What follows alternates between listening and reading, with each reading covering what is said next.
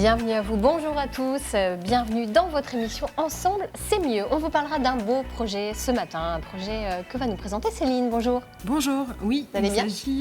Oui, ça va bien. Il s'agit d'un restaurant qui se dit participatif et redistributif, la Grenouille à grande bouche. Rien que le nom, ça intrigue. On parlera d'un autre beau projet, mais cette fois-ci dans le domaine de la déco avec vous Aurélie, bonjour. Bonjour, ce matin je vais vous présenter un projet de rénovation d'appartement qui sera mis en location, en colocation, donc il a besoin d'être rafraîchi. On verra ça tout à l'heure. Nous évoquerons également un sujet hautement sensible, s'il en est, savoir négocier une augmentation. Et on vous donnera tout un tas d'astuces et de conseils. Nous vous présenterons aussi le projet culturel Before Sunrise, porté par deux artistes malouines. Ils dessinent un pont avec l'art de la marionnette au Japon. Et puis on n'oubliera évidemment pas Billy à la SPA de Rennes, qui nous présentera ce matin une petite chatte à adopter. Elle s'appelle Amalia. Voilà, bienvenue à toutes, on peut dire toutes, que des filles ce matin, voilà. Bienvenue Catherine également, Comment ça va ? Ça va bien, a priori le thématique de l'émission va... Vous êtes au taquet là, ça vous inspire. Oui, vous me connaissez moi. Argent, attention, qu'est-ce qui se passe ? Oui, complètement. Et puis moi je vais vous dire, j'ai déjà la technique absolue pour obtenir l'augmentation, parce qu'il ne suffit pas de la demander, bien sûr, il faut encore l'obtenir. Alors, Est-ce que ça se demande ? Ça, c'est une autre question qu'on posera tout à l'heure. Vous verrez. Ah oui, non mais ça s'obtient. En tout cas, il y a des techniques américaines dérivées de la programmation neurolinguistique ou de l'éducation canine aussi. Ça marche en éducation canine. C'est le renforcement positif. Voilà. Donc, c'est-à-dire, si ça marche pour un Golden Retriever, ça va marcher pour votre patron. J'ai confiance en la méthode. L'idée, je vous explique, c'est un peu technique, mais on va le faire quand même. Vous choisissez un vêtement ou accessoire que vous allez mettre régulièrement, en tout cas pendant les séances de renforcement positif. Donc ça peut être une couleur particulière, voilà, une petite veste, un petit badge, etc. Donc voilà, ça va créer un premier stimuli visuel et votre patron va associer ça à quelque chose de positif. Ensuite, vous posez des questions. Quand vous avez le petit accessoire ou vêtement, vous ne posez que des questions qui amènent une réponse positive. Par exemple, dis donc, il fait beau ? Hein ? Oui, bien sûr. Voilà, super. Vous auriez pas un peu minci ? Mais oui, complètement. Je crois que vous l'avez remarqué et tout. Et Alain de la Conta, il sentirait pas un peu ? Oui, ça tombe bien que vous m'en parliez parce que je lui en parlais aussi. Donc voilà, seulement des questions qui amènent des réponses positives. Et là, c'est là que le renforcement positif intervient. Dès qu'il y a une réponse positive, bam ! Récompense, friandise, quoi que ce soit, voilà. Et de sorte à ce qu'il voit le stimuli visuel plus la réponse positive égale récompense. Donc voilà, et une fois, alors ça prend du temps, je vous le cache pas, mais c'est sûr à 100%, c'est-à-dire au pire, vous avez fait de la lèche pendant 1 an ou 2. Et puis ça porte ses fruits quand même. Et puis ça peut prendre donc plusieurs années. Le risque aussi, c'est que pendant ce temps-là, pendant que vous faites du renforcement, vos collègues sont en train d'avancer sur des projets pour mériter vraiment une vraie promotion. On n'a rien sans rien. Mais testez ça chez vous, vraiment. Testez-le. Il faut avoir toujours la friandise directement sous la main. Par contre, si vous faites ça 3 heures après, ça ne marche pas. Okay. Voilà. Je vais essayer ça, moi, en tout cas. Sur, le petit badge, on voit un petit message personnel et un petit truc. Je distribue des bam, chouquette. Bam, oui, chouquette. Ça va, Laurence ? Ça va. Chouquette. Allez, c'est parti. Savoir négocier une augmentation, on va voir justement. Alors, comment faire en images ? C'est pas juste, mon salaire n'a pas bougé depuis des années. Va négocier une augmentation. Plus de la moitié des salariés français ne sont pas satisfaits de leur salaire. Mais seulement 37% pensent pouvoir être augmentés. Essentiellement les salariés déjà les mieux payés. Alors voici quelques conseils pour une bonne négo. Primo, choisissez le bon moment. Profitez de l'entretien annuel d'évaluation, de la fin d'un projet ou de nouvelles responsabilités. Évitez la période où votre boss est débordé ou mal luné. Et si votre entreprise connaît des restrictions financières ou des licenciements, réfléchissez-y à 2 fois. Préparez bien votre rendez-vous. Laissez les sentiments et votre vie privée au vestiaire et venez avec des arguments tangibles, concrets. Mettez en avant votre valeur ajoutée, vos réussites. N'hésitez pas à chiffrer vos performances. Il s'agit d'une négociation, donc montrez-vous flexible. Établissez avant une fourchette du montant du salaire que vous souhaitez, évitez la comparaison avec un collègue, prenez la mesure des avantages annexes qu'on peut vous proposer, tels que l'attribution d'un smartphone ou des congés supplémentaires par exemple. Et surtout, adoptez un état d'esprit positif. Ne tentez pas de faire du chantage, c'est très mal vu et cela risque d'entamer la confiance. Bref, pour être sûr d'avoir une rallonge, il faut d'abord que le courant passe. Voilà, bon, il faudra bien scruter la distribution de chouquettes au cours de cette émission parce qu'attention, il y a de l'enjeu. Hein.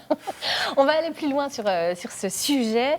On l'a dit, assez sensible finalement parce que ça reste tabou quand même en France. Avec vous, Juliette Mucchielli, bienvenue.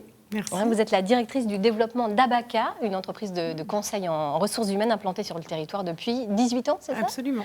18 ans, et vous êtes un peu on va dire ça comme ça, des décrypteurs de ce qui se passe sur notre territoire, en quelque sorte finalement. Absolument, on a vraiment ce rôle d'interface et d'intermédiaire entre évidemment des entreprises, des organisations qui cherchent à se développer, à attirer, à engager, à fidéliser des talents. Et puis ces fameux talents qui sont aujourd'hui pour certains, dans certains secteurs d'activité, dans certaines secteurs d'activité très rares et donc on accompagne aussi dans leur trajectoire professionnelle. Voilà, donc en phase de recrutement et de l'accompagnement une fois qu'on est intégré dans une société. Est-ce qu'il y a des spécificités en termes de fourchette de rémunération sur notre territoire ? Peut-être on peut faire la distinction province, Paris, bon, c'est toujours un peu classique, mais ça reste Effectivement, vrai. Ça reste vrai. Après, il faut vraiment distinguer à la fois la typologie des entreprises, leur taille et leur secteur d'activité, parce que les réalités sont extrêmement différentes en fonction de ces paramètres-là. Et donc, effectivement, dans des entreprises, par exemple, un cadre qui arrive d'un très grand groupe dont le siège est basé à Paris et qui veut s'inscrire dans une démarche au sein d'une PME, forcément, l'enjeu de la rémunération au moment de la prise de poste est important et ça doit s'inscrire dans un projet de vie plus global en prenant en compte d'autres paramètres comme l'indice du coût de la vie, la recherche d'une qualité de vie qui peut parfois manquer à Paris, etc. En revanche, il y a d'autres entreprises internationales dont les sièges sont basés aussi sur notre territoire et qui peuvent avoir des salaires tout à fait compétitifs par rapport à des salaires parisiens. Alors, quand on est salarié ou futur salarié, quels conseils pouvez-vous nous donner quand on est dans une logique de changement de poste, hein ? Qu'est-ce qu'on fait ? Est-ce qu'il y a des incontournables ? Alors, je pense qu'effectivement, comme le disait votre reportage, l'important, c'est de s'informer sur la convention collective de l'entreprise, par exemple, qu'on souhaite rejoindre, regarder les études de rémunération qui peuvent être conduites en faisant vraiment très attention effectivement à la typologie, au métier, à la zone géographique, parce que les données peuvent être très différentes en fonction de ces critères. Il y a des calculateurs qui existent aussi sur Internet et sur lesquels on peut se renseigner. Puis il y a des plateformes, comme celle de Pôle emploi, vous disiez, il y a des Cleor.org, c'est ça ? Cleor.org qui donne des fourchettes aussi et qui permet de se positionner par rapport à un marché. Donc d'une part s'informer, ensuite se préparer, le reportage le rappelait aussi, c'est-à-dire savoir où est sa valeur, l'objectiver et le mettre en regard de ce qu'attend l'entreprise, sachant qu'une négociation, c'est toujours deux parties prenantes. Il faut trouver la bonne adéquation entre les deux et donc il faut aussi pour le candidat être à l'écoute des contraintes et des problématiques de l'entreprise et pour l'entreprise de comprendre le projet de vie global du candidat pour pouvoir lui adresser la meilleure des propositions. Donc se mettre à la place de l'employeur et venir peut-être avec des chiffres concrets sur ses performances antérieures, ça c'est toujours bien vu. Tout à fait, c'est très important pour quantifier aussi et pouvoir argumenter concrètement sur des choses très objectives et c'est là que c'est important d'objectiver dans le cadre de négociations. Voilà. Okay. Alors, vous souhaitiez attirer notre attention sur un élément. Les candidats parlent souvent, vous dites, en matière de salaire net par mois, alors que l'employeur ne raisonne pas tout à fait sur les mêmes bases. Expliquez-nous un petit peu ça, parce que c'est assez essentiel, en fait. C'est essentiel dans une négociation de parler de la même chose. Et effectivement, il faut se mettre d'accord sur ce dont on parle. Un employeur va avoir une tendance à raisonner en salaire annuel brut, global, donc ça veut dire avec la rémunération fixe, plus variable, plus éventuellement d'autres avantages. Souvent, on peut raisonner sur 13 mois ou sur 12, ça dépend aussi, et donc ce n'est pas le même enjeu. Et donc, c'est très important au moment du premier entretien, quand on découvre l'entreprise, d'essayer de bien comprendre la logique de la formation du salaire, pour pouvoir ensuite discuter sur une base solide. Ouais. Alors, sachant qu'on n'a pas souvent affaire aux décisionnaires lors du premier rendez-vous, c'est ce que vous dites aussi, ça ne faut pas l'oublier, ça fait partie des conseils à prendre en compte. C'est pour ça que lors du premier rendez-vous, on est vraiment dans une phase très ouverte, d'écoute, où on doit recueillir un maximum d'informations pour pouvoir ensuite proposer, construire, voire co-construire derrière sur un second ou un troisième rendez-vous. Et l'objectif, c'est effectivement de se mettre à la place de la personne qui est en face et si ça n'est pas le décisionnaire, de lui donner aussi les arguments qui vont lui permettre de convaincre ou d'avancer sur la négociation derrière. Donc toujours réfléchir à qui on parle et sur quelle base on se fixe pour parler. Et puis, il y a des choses à pas demander, peut-être, lors du premier rendez-vous. Alors, lors du premier rendez-vous... Catherine, elle avait une idée, peut-être. Oui. Est-ce qu'on peut avoir un petit chien, par exemple ? Voilà. Non. Non, en fait, c'est vrai qu'après, nous, je tiens à rappeler qu'effectivement, à Abaca, on adresse plutôt les cadres du top et du middle management. Donc, ce n'est pas forcément juste pour l'ensemble des salariés. En revanche, c'est vrai que c'est souvent assez malvenu lors d'un premier rendez-vous de demander voilà, combien de RTT il y a, est-ce que je peux partir à 18h le soir, est-ce que dans la mutuelle, les séances d'ostéopathie sont remboursées. Voilà, on est sur des niveaux où c'est pas forcément très souhaité, en tout cas souhaitable de parler de ça au premier rendez-vous, ce qui n'empêche pas d'en parler plus tard. En revanche, sur le premier rendez-vous, on peut essayer de comprendre vraiment et d'inscrire son projet sur une trajectoire et de se dire, très bien, il y a le salaire fixe, il y a aussi des possibilités souvent en variable sur cette typologie de poste, mais il y a aussi d'autres possibilités, il faut être très ouvert. Pour un cadre dirigeant, par exemple, ça peut être de prendre des participations dans l'activité, ça peut se dire, j'ai un salaire qui est très élevé au regard de l'entreprise, mais j'ai vraiment envie de m'inscrire dans ce projet, peut-être je peux proposer d'être à 80%. Il faut aussi voir tous les avantages qu'il peut y avoir autour en matière effectivement de voitures de fonction, par exemple, d'avantages en termes de télétravail. Donc voilà, il faut vraiment avoir une vision globale et puis ne fermer aucune porte finalement lors du premier rendez-vous, peut-être. Il y a un petit peu de ça. Les jeunes diplômés ont-ils des idées reçues par rapport aux rémunérations? On imagine que vous les accompagnez peut-être encore plus que d'autres. Alors, je pense que c'est une bonne question aussi à poser à Lina, oui, c'est ce qu'on va qui accueille beaucoup de jeunes diplômés. Justement, je pense qu'il y a parfois des images qui sont envoyées, alors notamment au moment de la fin des études supérieures, sur les salaires auxquels pourraient prétendre ces jeunes diplômés. Nous, on est convaincus chez Abaca, et c'est vraiment ce qu'on délivre à nos candidats qui sont en début de parcours, qu'il vaut mieux une très bonne première expérience qui se revend bien, qui les fait grandir, qui les fait progresser, plutôt qu'un très bon premier salaire.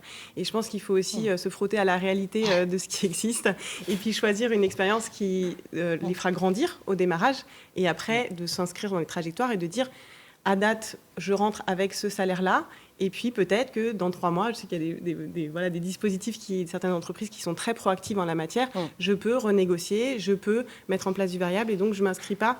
Voilà, il ne faut pas se dire qu'on table tout sur le premier entretien, on peut aussi penser long terme. Voilà, alors ce que vous dites va évidemment, certainement faire écho chez Lina Poiseau. Bienvenue à vous. Vous êtes directrice du capital humain de MV Group et justement, effectivement, on dit que vous êtes une entreprise libérée. Qu'est-ce que c'est exactement une entreprise libérée et ça signifie quoi en matière de politique de rémunération? Alors, aujourd'hui, donc, nous, Mediaveil et MV Group, on a 20 ans d'existence sur le territoire. On a, nous, alors, entreprise libérée, oui. C'est surtout qu'on veut avoir, en fait, une vraie transparence avec les collaborateurs. Et aujourd'hui, si on est sur le sujet de l'augmentation, on a une politique, nous, qui est claire, qui est transparente et surtout expliquée. Pour chaque collaborateur qui va rentrer en fait dans le groupe, on a un parcours d'intégration.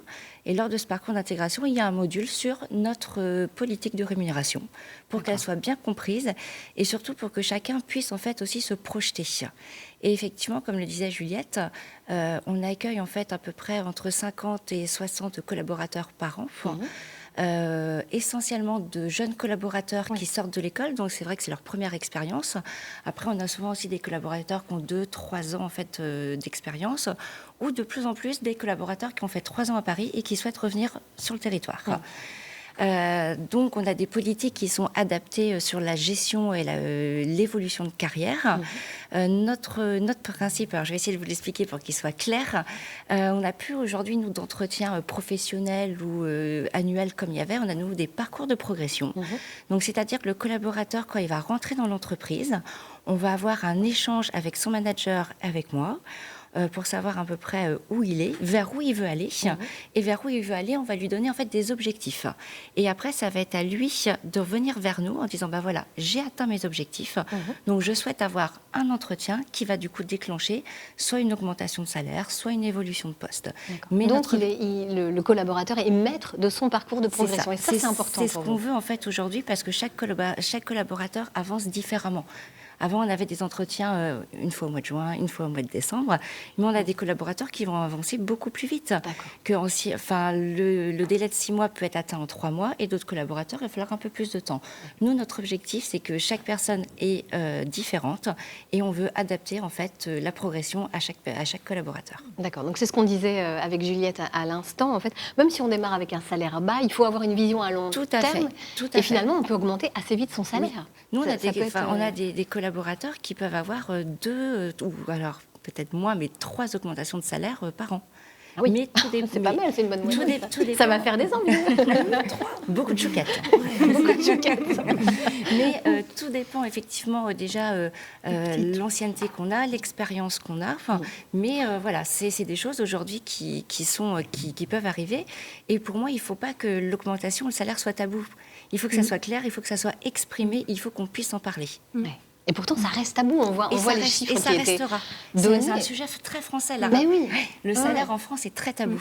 Et c'est pour ça que nous, on a souhaité vraiment une transparence pour l'ensemble des collaborateurs. Parce que les chiffres qui étaient donnés au début sont assez étonnants. 37% des Français seulement pensent pouvoir être augmentés. Ça paraît incroyable.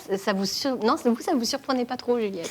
Non, ça me surprenait pas trop. Après, c'est toujours difficile de commenter ce type de chiffres parce que ça dépend à quoi on fait référence. Par exemple, quelqu'un qui va comparer son salaire effectivement en région dans une PME à un salaire d'un titre de poste équivalent dans une entreprise en région parisienne, il va se sentir peut-être en décalage, alors qu'en fait, la réalité du modèle économique de son entreprise est très différente. Mais ça montre cependant très bien que ça reste un vrai sujet. Et quand on fait les études, savoir quels sont les moteurs principaux des candidats pour s'inscrire dans une mobilité professionnelle, parce que nous, c'est un vrai sujet d'attirer aussi dans les organisations avec lesquelles on travaille des talents, où qu'ils se trouvent d'ailleurs, le salaire reste en haut de la liste. Donc c'est normal et c'est même plutôt rassurant quelque part. Ouais. Donc l'objectif, c'est d'en parler, de le dédramatiser et surtout dans un entretien d'embauche, si le sujet ne vient pas sur la table, de l'apporter sur la table et puis ensuite peut-être de renverser la question, c'est-à-dire plutôt de répondre à une question par exemple du recruteur qui dirait quel est votre package, quel est votre salaire, c'est de dire quelle fourchette avez-vous prévu pour ce poste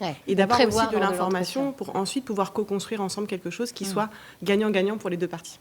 Vous, Lina, vous dites en fait une augmentation, ça se demande pas quelque part parce que chez vous, ça se demande pas vraiment. Finalement, c'est prévu dans le parcours de progression. C'est prévu et normalement, il y a des tranches en fait par rapport en fait au poste qu'on va occuper vers le poste vers où on veut aller. Donc on peut se situer au début, au milieu ou à la fin de la tranche. Pour moi, ça doit être naturel entre le collaborateur et le manager. Ou en tout cas, ça ne justifie pas en disant je viens d'acheter une maison, il me faut une augmentation. Ça peut, il y en a qui peuvent. Mais je pense pas que ce soit un vrai argument. Parce que pour vous, en tout cas, l'augmentation, ça peut être aussi un facteur de reconnaissance et donc de performance au sein de l'entreprise. Oui, ça fait partie.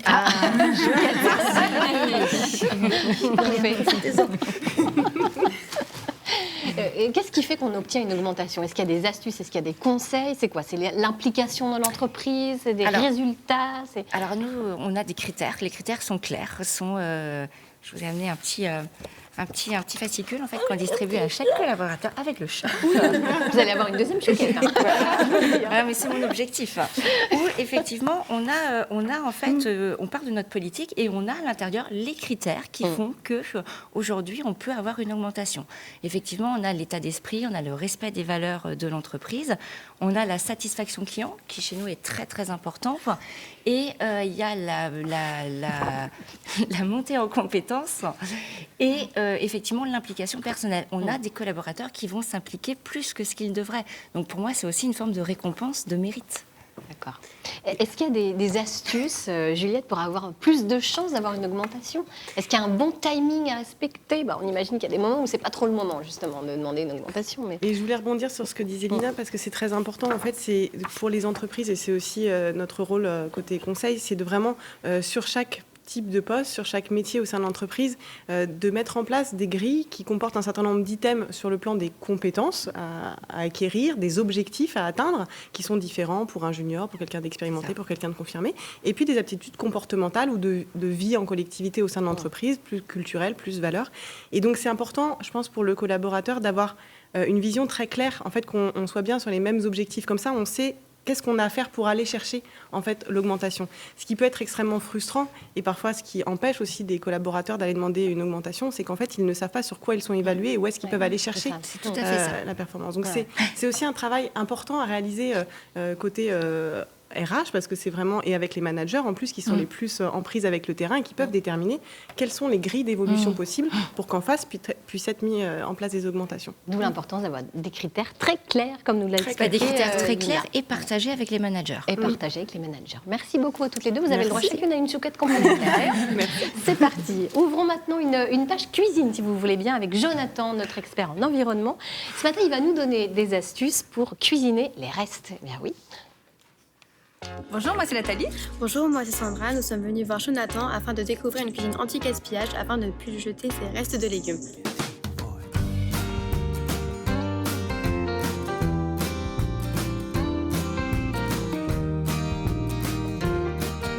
Bonjour Nathalie, bonjour Sandra. Bonjour Jonathan. Quand on cuisine, on a tendance à jeter une partie des légumes qu'on considère comme inutiles pour notre préparation. Pour éviter de gaspiller lors de vos repas, on va voir ensemble comment cuisiner tous les restes de vos légumes. C'est parti ? Ouais. Pour réduire le gaspillage alimentaire, quand on cuisine à la maison, on se rend compte que parfois on juge certaines parties de nos légumes comme étant inutiles.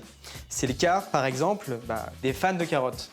On va donner une seconde vie avec ces fans en faisant un pesto. Et on va tout simplement hacher ces feuilles-là et les mettre au mixeur. On va maintenant ajouter des ingrédients comme le pesto, à commencer par les pignons de pain. On en met 50 g dans le mixeur. 50 g de parmesan, on va mettre 2 gousses d'ail, on a 1 cuillère à soupe d'eau et on a environ 3 cuillères à soupe d'huile d'olive. Voilà, allez-y.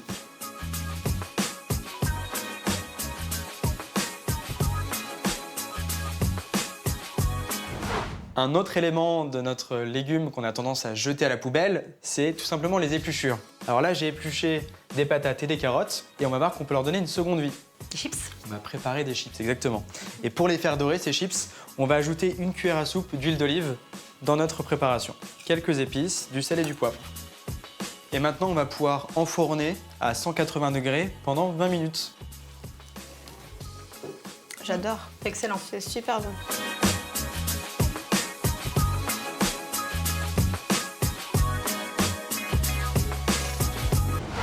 Il y a un dernier ingrédient qu'on a tendance à jeter quand on prépare nos légumes, et notamment les courges, c'est les graines qui se trouvent à l'intérieur. C'est riche en protéines végétales, en minéraux, donc il y a du fer, du calcium et du magnésium.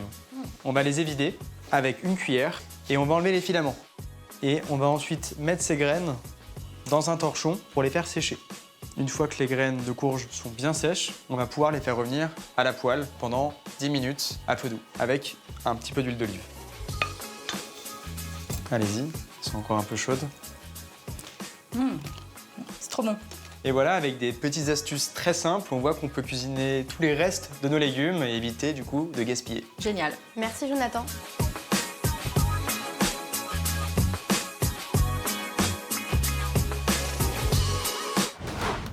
On résume. Pour réaliser une cuisine anti-gaspi, hachez puis mixez vos fans de carottes pour en faire un pesto. Enfournez vos épluchures de pommes de terre en les badigeonnant d'huile d'olive pour en faire des chips. Faites revenir à la poêle les graines de courge pour les consommer à l'apéritif. Et voilà, vous avez désormais toutes les recettes pour ne plus gaspiller vos restes alimentaires. Ben voilà, plein de bons conseils. Nous avons donc décidé d'accorder à Jonathan une chouquette. Exactement. Parce qu'il voilà. il le mérite bien. Oui, il le mérite bien. Et il y en a une autre qui mérite bien une chouquette, c'est Céline. Oui. Bonjour Céline. Bonjour. À défaut d'augmentation, on va parler de bénévolat avec vous ce matin dans un restaurant avec la grenouille à grande bouche. Déjà, j'adore le nom, je trouve ça génial. C'est très bien vu. La Grenouille à grande bouche, c'est un restaurant qui est participatif et redistributif, qui est situé à Rennes, au quartier du Blône. Donc, bien sûr, c'est un endroit chaleureux où on peut y manger, mais aussi aider en cuisine ou en salle. Les bénéfices sont reversés à des associations d'utilité sociale sur le territoire. Donc, que l'on soit client ou bénévole, on contribue à l'économie circulaire, l'économie solidaire et sociale. Ouais. Alors, comment ça s'organise très concrètement? On Très l'a vu, on est concrètement. tous un peu à égalité en fait dans ce lieu. Oui, alors il y a 5 salariés, si je ne dis pas de bêtises, mais 5 salariés pour 85 couverts à servir, on est d'accord que ça ne fait pas beaucoup. Donc, ils font appel à ceux qui le souhaitent. Des bénévoles viennent donner un coup de main pendant 3 heures dans la journée. Il y en a généralement 3 en cuisine, 4 ou 5 en salle pour faire le service. Il y a 2 entrées à préparer, 3 plats, 2 desserts. Au niveau des tarifs pour les clients, donc si on veut la formule complète et se faire plaisir, c'est 15,50 €, 12,50 € l'entrée et le plat, ou le plat dessert.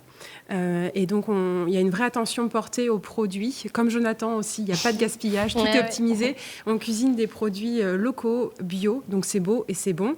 Et les bénéfices, l'objectif de ce concept, bien sûr, donc c'est les bénéfices qui sont reversés à des associations et l'objectif est 8 à 10 000 € par an. Ça devrait être jouable. Allez. Ça devrait être jouable. En s'entraidant tous. Alors, on a envie de vous demander qui sont les bénévoles. Est-ce qu'il faut une formation, par exemple, dans le domaine de la restauration ou pas? Non, il n'y a pas besoin. Qui veut, vient. Les bénévoles viennent de tous horizons et pour des motivations différentes. Ça peut être une mamie retraitée qui a envie de partager son temps, voir du monde, avoir les mains à faire la popote, des demandeurs d'emploi qui ont envie de rester actifs, des passionnés de cuisine qui veulent apprendre auprès du chef. Il n'y a vraiment pas de règles. Tout le monde est le bienvenu, que ce soit exceptionnel, régulier ou occasionnel. Le restaurant, il est ouvert tous les midis, du lundi au vendredi. Il suffit juste d'appeler pour s'inscrire. Est-ce que c'est un concept qui existait déjà avant ailleurs en France ou pas du tout? En France, non. En revanche, au Canada, oui.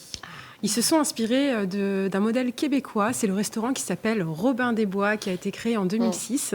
Eux, ils ont 150 couverts et ils ont un bénéfice de 10 000 $ canadiens. Et quand les fondateurs Nathanaël Simon, Fanny Amand et Louise Katz sont rentrés dans ce restaurant, ça a été le déclic ultime. Donc ils ont lancé ce restaurant à Rennes en phase de test d'abord en 2018. Puis depuis le 6 janvier 2020, c'est officiellement ouvert. Donc au quartier du Blône, centre commercial de Thorigné. Au niveau décoration, ils ont fait appel à la Belle Déchette, une association rennaise. Donc, ils ont récupéré pas mal de meubles et de vaisselle. Et les murs sont tapissés de pages de livres et aussi de leur revue participative. Oui, leur revue. Ils étaient venus nous la présenter. C'est un très beau projet, là aussi. Ils avaient commencé effectivement par ça. Oui, ils ont commencé par ça. Leur objectif, vraiment, à ces trois amis, c'était d'allier le goût et l'écriture, les mots et l'alimentation. Donc là, tout y est. La revue parle de ce que l'on mange, parle de la société au travers de ce que l'on mange. C'est une revue trimestrielle qui est disponible en librairie. 120 pages dans lesquelles on a une thématique bien dédiée à chaque revue. Ça peut être le lait, la soupe, le futur est dans le pré. Donc, ça peut être aussi ce qui est sous la mer, dans la mer et que l'on mange.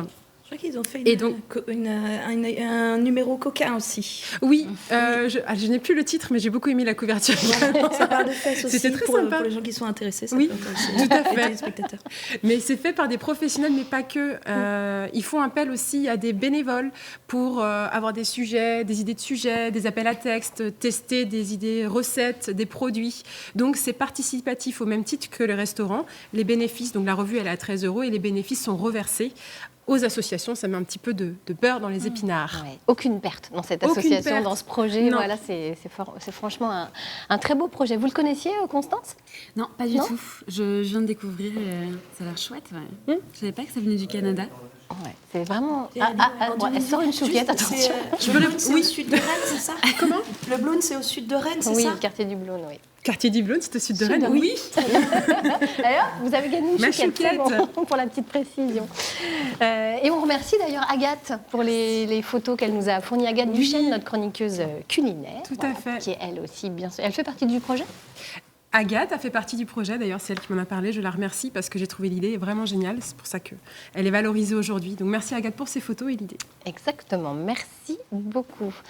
On va passer justement à un autre beau projet, c'est le vôtre Constance, enfin le vôtre au pluriel, parce que vous êtes deux artistes Malouines pour venir nous proposer ce projet Before Sunrise, que vous développez donc avec Alice Delange, une autre artiste. De quoi s'agit-il exactement, dites-nous? Alors, Before Sunrise, c'est un projet qu'on mène avec un total de 15 artistes. En fait, on est plutôt un collectif dont Alice et moi faisons partie et que nous avons initié. Et Before Sunrise est un projet qu'on peut dire féministe, en fait. On fait un projet avec 15 artistes, dont 11 artistes japonaises. Et on va créer ensemble en fait, un spectacle de marionnettes. Et ces marionnettes-là vont parler en fait, de la réalité de qu'est-ce que c'est d'être une femme artiste aujourd'hui, et voilà, surtout entre 20 et 35 ans. Ouais. Alors, vous êtes allé carrément sur place, vous avez fait des résidences d'artistes au Japon. Oui. Comment ça s'est passé? Quel était le rapport justement avec ces femmes? Elles vous ont très vite adopté. Complètement même en fait, adopté. Oui, en fait, donc en 2019, j'ai eu la chance de faire 2 résidences au Japon. La première fois, c'était à Sapporo et la deuxième fois à Tokyo. Et en fait, je ne suis pas du tout venue au Japon en fait, pour rencontrer des Japonaises. Enfin, c'était pas... Au départ, j'étais plutôt intéressée par la spiritualité au Japon et comment la spiritualité change le quotidien là-bas, parce qu'on n'a pas du tout les mêmes religions, évidemment. Et en fait, donc je suis restée 4 mois en tout et en fait, je me suis entourée vraiment d'une bande de copains, quoi. Et donc, ces amis-là, qui sont tous artistes, m'ont vraiment intégrée dans la vie du coup, des artistes au Japon. Et en ce moment, au Japon, il se passe quand même un peu une révolution à plein de niveaux, mais aussi au niveau de la situation des femmes là-bas. Ouais. Nous, on a MeToo, mais là-bas, ça s'appelle Q2. Et c'est #Kitu et ça passe par les talons en fait au travail. Donc est-ce que elles peuvent, enfin Kitu c'est le talon. Et donc ça passe par mettre des ballerines au travail au lieu de porter tout le temps des talons. Mais ce qui s'est passé aussi, c'est que il y a eu une biennale l'été dernier, donc moi j'étais à Tokyo, et il y a eu en fait un scandale qui s'est passé où il y a une statue en fait de femmes qui représente les femmes esclaves sexuelles coréennes en fait pendant la Seconde Guerre mondiale. Qu'on appelle en fait les comfort women, femmes de confort, évidemment, vous avez voilà. Et en fait, cette statue-là donc a été exposée à la Biennale et il y a eu en fait des menaces d'attentats, ce genre de choses, et la statue a dû être censurée en fait. Et ça a apporté dans le monde de l'art là-bas vraiment la situation en fait, enfin la question des femmes. Et moi, quand j'étais à Tokyo, j'ai rencontré Megumi Tsuga et Ayaka Ora, qui sont 2 performeuses. Et qui avaient carte blanche en fait dans un centre d'art où j'étais, le centre d'art Ongoing à Tokyo, et qui, au lieu de faire une exposition, ont préféré en fait privatiser les murs pour n'accueillir que des femmes artistes et créer comme ça un espace de discussion pour qu'enfin on puisse vraiment parler de qu'est-ce qu'on vit, vraiment que ce soit la vie sentimentale, personnelle, financière, mentale, psychologique. Libérer la parole. Exactement, libérer la parole. Et vous avez choisi la marionnette pour libérer la parole. Alors pourquoi ce choix de la marionnette? Expliquez-nous un petit peu. Ok. En fait, on est un collectif, enfin on est 15 artistes. Et on a réalisé avec Alice au long de nos conversations que c'est pas forcément facile pour tout le monde en fait de parler de sa vie intime, de sa vie privée en tant que femme. Et à ça s'ajoute qu'au Japon, il y a vraiment cet usage du jeu, du masque, du cosplay, de tout ça. Il y a un projet aussi de Pierre Huyghe, notamment, et Philippe Parreno, qui sont 2 artistes contemporains, qui s'appelle Anne Lee, et qui est comme ça un personnage fictif. Donc moi, je me suis pas mal inspirée déjà de ce projet-là, plus de cette tradition au Japon, du jeu, de tout ça, pour en fait utiliser la fiction pour nous aider à libérer la parole. Et ben, ce sera le cas dans Before Sunrise, ce beau projet. Donc, vous passerez 3 mois au Japon. Oui. C'est ça. Et pour financer tout ça, il faut justement un petit peu d'argent, à défaut d'avoir une augmentation peut-être. Et vous demandez donc 3 000 €, c'est ça, sur la plateforme de financement participatif Kengo? Oui, exactement, ouais. Bon, alors donc on peut vous aider. En gros, combien de temps reste-t-il pour vous aider à financer le voyage, en fait, aller-retour? Parce que là, c'est 3 000 € pour financer le voyage. En gros, il nous reste 1 mois maintenant. 1 mois. Voilà. Donc, on peut vous aider. Il faut aller sur kengo.bz pour vous aider à réaliser ce beau projet qui est dans une démarche écologique et lente également. Ça, c'est important pour vous aussi. Oui, très important. En fait, on s'est dit, OK, on peut faire un projet qui libère la parole, qui est assez progressiste. On considère aussi que dans le monde de l'art, on est comme tous les autres domaines, un milieu qui pollue beaucoup et qui stocke beaucoup. Et donc, on voudrait faire un spectacle de marionnettes qui puisse être complètement recyclé et qui n'utilise que des matières qui sont dans une démarche de upcycling, donc de recyclage. Et donc, on va faire appel à des structures comme Emmaüs, parce que ça existe aussi au Japon, pour faire de la récupération et monter comme ça le projet. Parfait. Merci beaucoup. Constance, c'est un très beau projet. Donc, pour vous aider, c'est sur kengo.bzh. Merci infiniment. On va maintenant parler de décoration avec Aurélie. Aurélie, vous nous avez apporté un joli projet ce matin. C'est un projet de rénovation d'un appartement, c'est ça? C'est ça. On a un projet là de rénovation d'appartement qui se situe dans Rennes. C'est un appartement des années 60 qui est dans son jus. On voit les photos. C'est dans son jus. On a des petits carreaux au sol et puis le côté parquet. Et là, c'est un peu atypique puisqu'en fait, c'est pour le réaménager, pour en faire de la colocation. Donc, il va falloir qu'on réfléchisse à la manière de l'aménager pour que ça corresponde bien aux attentes du propriétaire qui cherche à optimiser ses investissements, on va dire, et puis que ça corresponde aux besoins d'étudiants qui pourraient venir y vivre en colocation. Alors, donc un projet un peu spécifique. Comment vous l'avez abordé? Alors, du coup, on a justement réfléchi sur cet appartement. Sur le plan, on va voir, on a un appartement d'à peu près 80 mètres carrés. Actuellement, il a 2 chambres avec un grand salon de séjour. Et donc, le propriétaire aimerait bien louer plus et donc créer une 3e chambre. Donc, on va réfléchir à comment optimiser le logement pour créer une 3e chambre. Sachant que pour un étudiant, il a besoin d'avoir une chambre quand même, on parle de 9 mètres carrés minimum pour considérer ça en chambre, avec un lit, du rangement, un bureau. Donc, il faut une surface minimum. Donc, dans le coin salon séjour, naturellement, on va venir créer une chambre avec un décroché pour qu'elle ait vraiment les 9 mètres carrés et qu'on puisse y intégrer du rangement.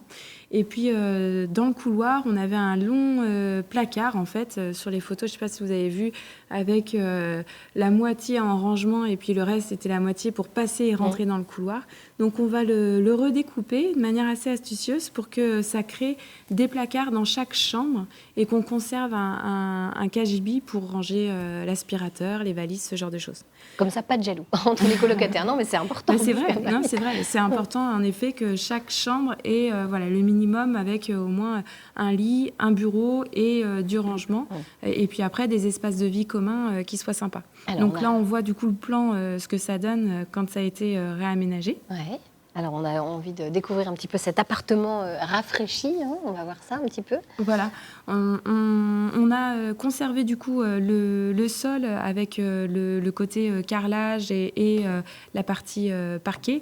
Et puis, on va travailler surtout à base de peinture sur les murs. On va refaire tous les murs. Et puis, on va essayer de travailler avec la peinture pour amener quelque chose de plus dynamique, de plus vivant.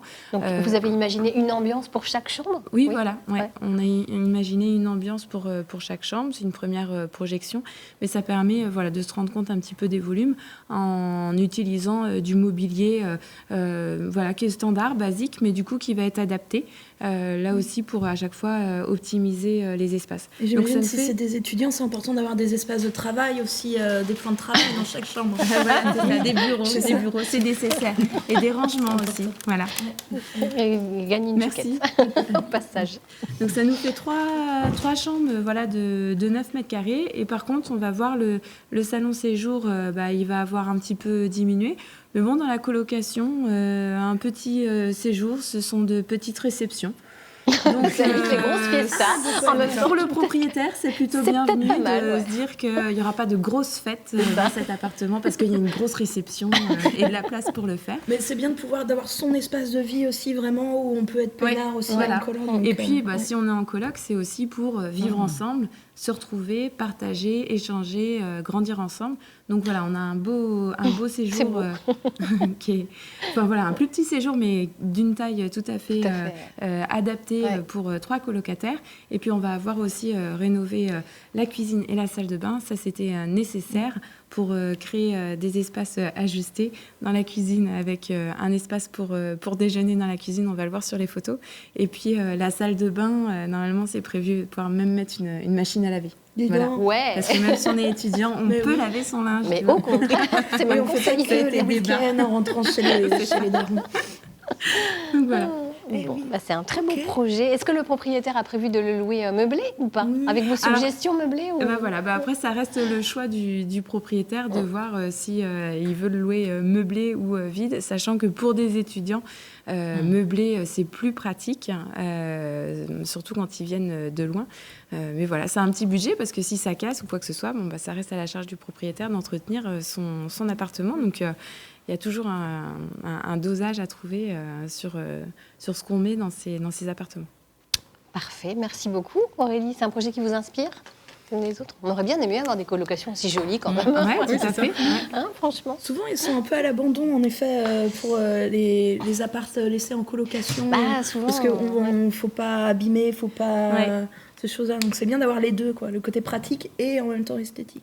Oui, je pense que c'est indispensable, mais aujourd'hui, je vois dans le monde de la location, les propriétaires, les investisseurs le font de plus en plus, puisque de toute façon, si tu veux fidéliser, entre guillemets, ton locataire qui reste le plus longtemps possible, éviter que ça tourne régulièrement, et puis peut-être un peu plus choisir ses locataires en ayant des biens qui soient propres, et puis après... Je pense que c'est aussi la conscience du propriétaire. Exactement. On voit des propriétaires qui n'entretiennent pas leurs biens, qui les laissent dans des états pitoyables. Et après, c'est une question de valeur, je pense. On peut utiliser les mêmes méthodes que celles de demande de promotion avec son propriétaire pour les travaux, l'entretien et tout. Mais voilà, c'est charge aussi au locataire d'entretenir son appartement. Oui, et de le nettoyer régulièrement, avec de le laver. C'est important. Hein. Oui, pourquoi tu me regardes en disant ça?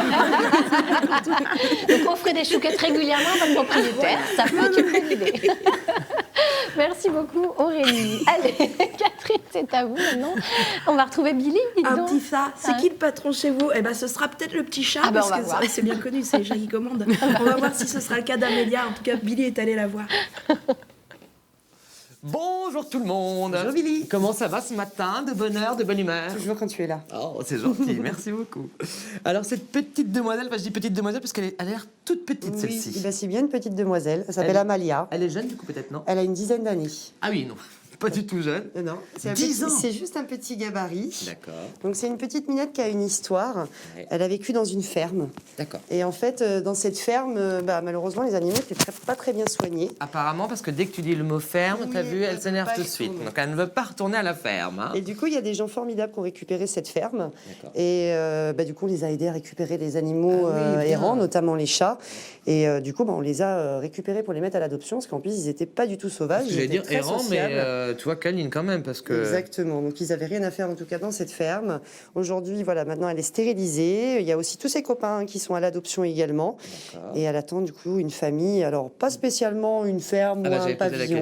C'est une petite minette qui est très calme, qui a apprécié, du coup, son confort en intérieur et qui pourra vivre en appartement aussi. D'accord. Donc des copains chats, des copains chiens, ça c'est bon parce que la ferme elle doit avoir du monde. Les chiens, j'avoue que j'ai pas eu le temps de tester. Il faudrait voir quand même que ça les ferait pas, mais on pourra éventuellement faire le test si les gens ont des chiens. Bon, donc à savoir qu'elle est déjà stérilisée cette petite mémère. Tout à fait, identifiée, vaccinée, stérilisée. Et que 10 ans, elle est à quoi? Elle est à la moitié de sa vie à peu près? Elle peut vivre jusqu'à 20 ans. Hein.